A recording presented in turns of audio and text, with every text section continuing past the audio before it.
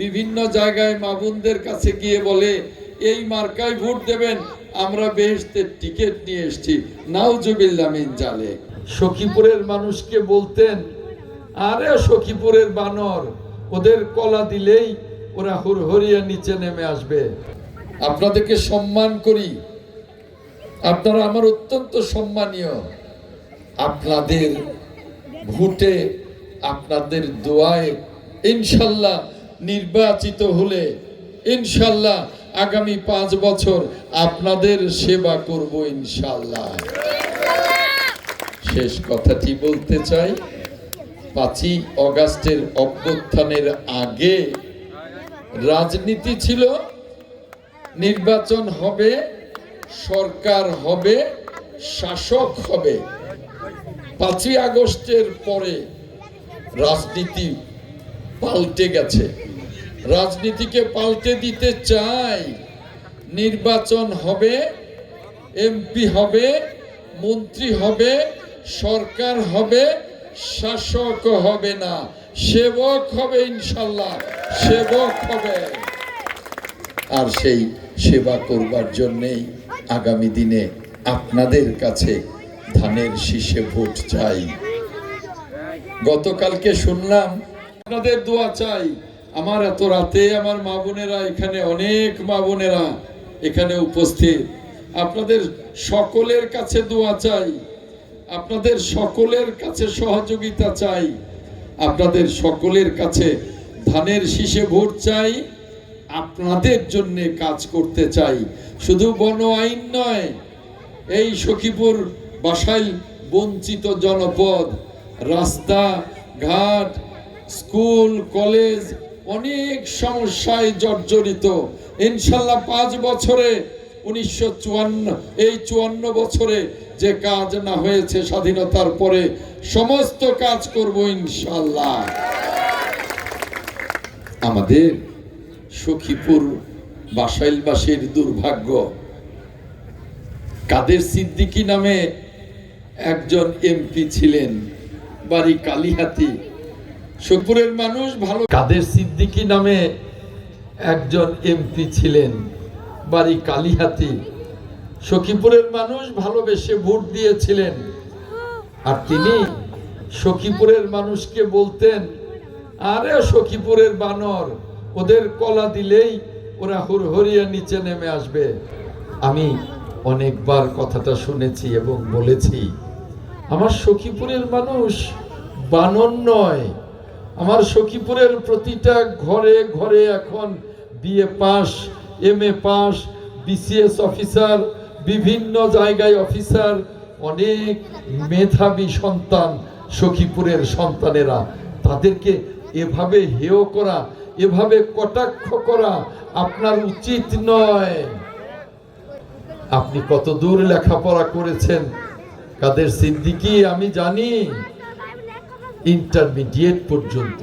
সখীপুরের ঘরে ঘরে graduate, double graduate. আপনি সখীপুরের মানুষকে অপমান করেছেন, খুবই কষ্টের কথা।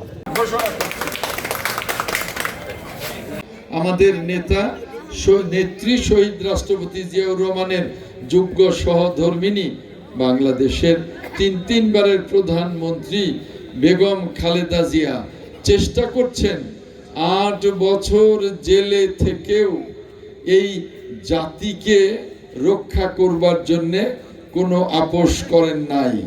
মৃত্যুর কিনারায় দাঁড়িয়ে থেকেও তিনি মৃত্যুকে আলিঙ্গন করতে রাজি হয়েছেন, কিন্তু জনগণকে সাথে নিয়ে একটি সমৃদ্ধ বাংলাদেশ গড়বার প্রত্যয়ে কারোর কাছে আপোষ করেন নাই।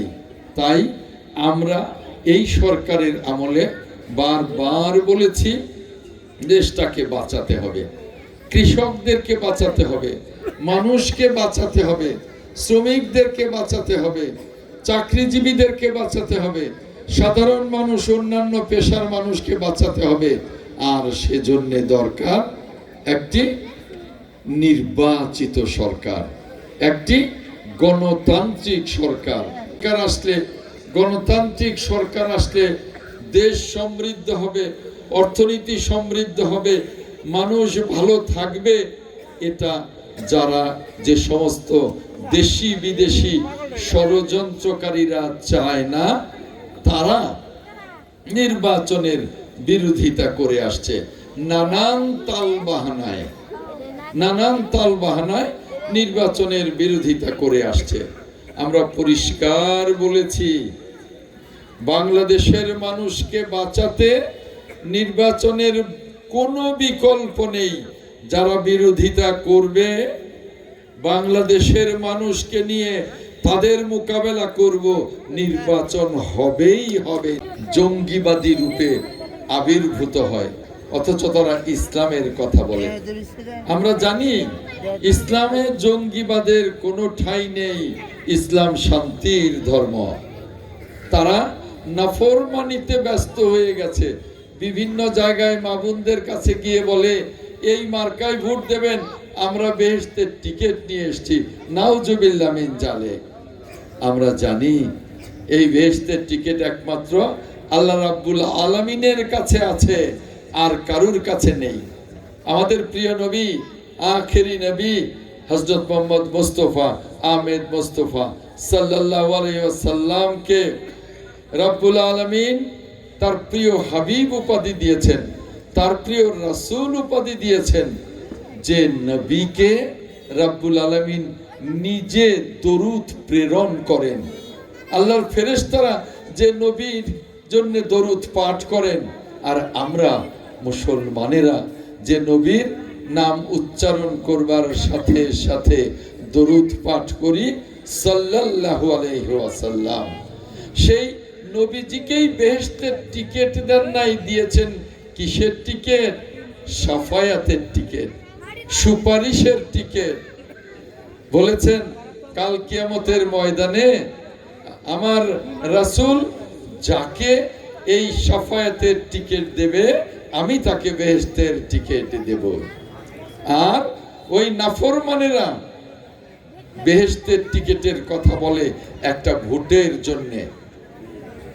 আপনারা কেউ এতে বিভ্রান্ত হবেন না। এই সমস্ত কথাবার্তা বেদাত পাপাচার, আপনারা এতে বিভ্রান্ত হবেন না।